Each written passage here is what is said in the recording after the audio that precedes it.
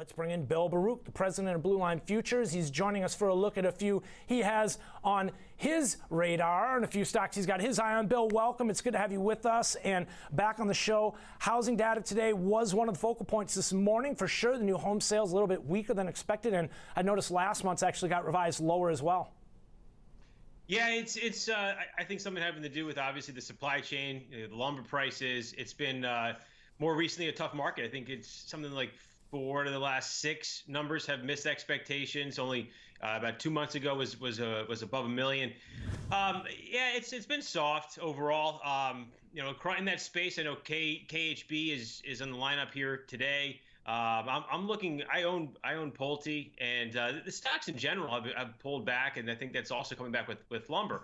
But the good news is there is really strong support, and I'm looking at Pulte, which I do own. There's a trend line from 2013 that this market broke out above early part of this year, and now it comes into support at $52. Similarly, KBH 2018 trend line, it broke out above going early part of this year too, and it's pulling back into that at $41.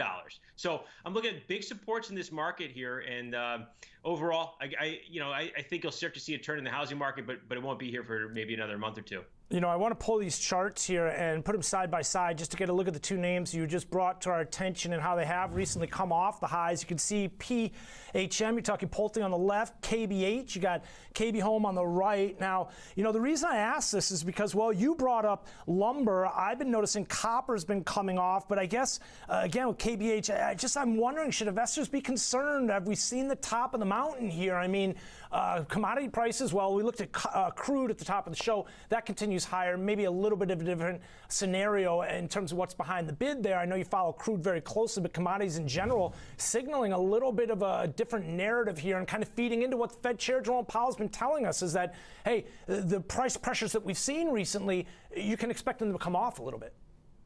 And we have. I mean, we've seen these markets come off pretty sharply.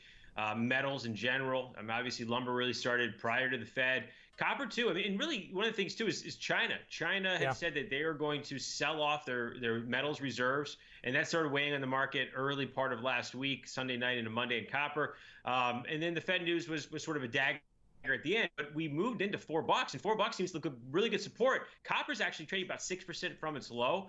And one of the things I noticed yesterday is you had the news, China actually announced how much specifically they do plan on selling. And that was sort of a relief, sort of sell the news or, buy the news, buy the rumor, sell the news sort of thing. In that case was selling the market, now buying the what you now know. And I think, I think the metals are due to rebound a bit from these depths. Is a bottom in? I don't know, but I think we're going to find them higher over the next few months. And Atlanta Fed President Bostic spoke earlier today. He's started sort of sparked some reselling in gold, silver, and platinum. So the metals started falling back as he talked about 3 rate hikes, 2022 and through 2023, beginning at the end of 2022.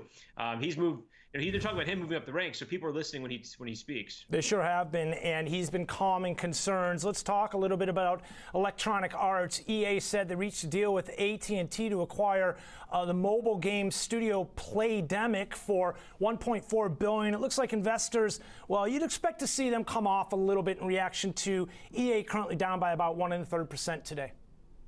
Yeah, I think you can, when any company's making a big purchase like that, you can expect it probably to trade a little lower, more likely than not on the session. But EA broke below the 50-day moving average this week, and there is a head and shoulders pattern here that's really developing. I own puts in this as a disclosure here in EA. You got the left shoulder coming September 2020, you got the head here through January, and the right shoulder just developing through now. And all of this is taking place below the July 2018 high. So not only that, you got a trend line coming from April of last year that comes up, and we're testing into that trend line right now. I think we can. I think we can break below that trend line. I'm targeting potentially moving into the 120s. The reopenings was really the trade here to start selling some of this stuff. I mean, we had a nice little push in through January as market broadly moving up through the winter. But I think the reopenings, I mean, it seems to be maybe taking away some attention from what is more of a stay-at-home, play games atmosphere. Certainly running into some resistance recently up around the 150 level. If we could just pull this weekly time frame. Playdemic's Golf Clash can be played on mobile phones and Facebook. They said that thus far they've had 80 million downloads globally. Lastly, I wanted to just take a look here at what's going on with Southwest. I saw the CEO stepping down. Yeah, I'll just point real quick back to Activision Blizzard is actually one that I like. I don't own it right now. I have owned it. Okay, ATVI? ATVI, and that 2018 high, it's holding out above there, the breakout or June high of last year. So if you're looking at some exposure in the gaming space, look for this to hold 90. If this can hold 90, I'd rather be owning that name. But switching gears over to Southwest, I do own that stock. I also personally own some calls a little farther out. Looking to see, as this market has moved into support, I think there's been good value. Southwest broke out above a trend line from 2018 in the early part of this year, and now there's also a good trend line going back from the March low. So I think there's really good support in the 55 area. That's where I own the stock as an investment advisor in my portfolios. I've owned it for a while. I own Spirit, I own Expedia, but I also personally now have been buying some calls in Southwest.